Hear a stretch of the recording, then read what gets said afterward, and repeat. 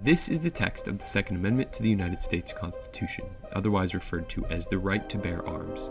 A well-regulated militia being necessary to the security of a free state, the right of the people to keep and bear arms shall not be infringed. In order to fully flesh out the meaning of this amendment, let's clarify the meaning of some of the terms. Well-regulated means to bring order, method, uniformity.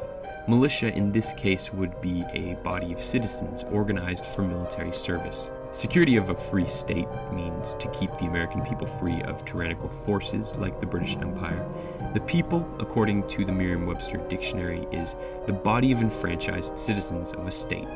So the Second Amendment is saying that the right of the people of the United States, through their democratically elected government, to empower and maintain an organized group of citizens with weapons in order to ensure the security of the state shall not be infringed.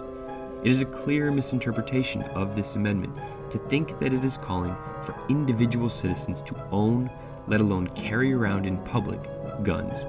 It's important to remember that the Second Amendment was written and ratified shortly after the Revolutionary War, when individuals needed to have guns to ensure that the U.S. could never again be invaded by a foreign force. No permanent national military had been established.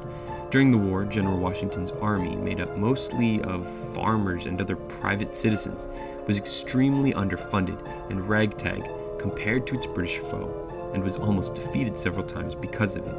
And of course, there was no regular police force back then. So the framers' intent for the Second Amendment was about making sure that the people of the United States were defended from falling under the control of any other authority other than their own democratically elected government. Americans who bore arms under the protection of the Second Amendment in the 1700s and 1800s, unlike today, really did need them in case they were called on to fight off foreign invaders or well-armed criminals that threatened the security of the state.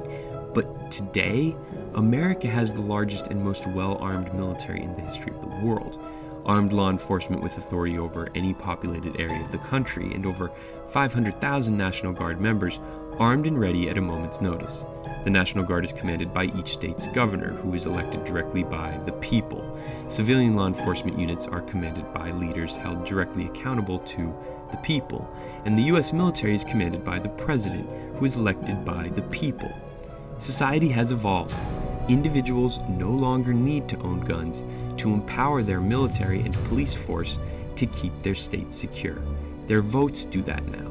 So, to argue that Americans' Second Amendment rights are somehow infringed because of a push to moderately tighten regulations on privately purchased and owned guns is, according to the intent of the Founding Fathers themselves, not a logical position. Our state's defenses are the best in the history of the world. Limiting the ability of private citizens to inflict damage on one another through new gun regulations is absolutely what's needed to make our state more secure.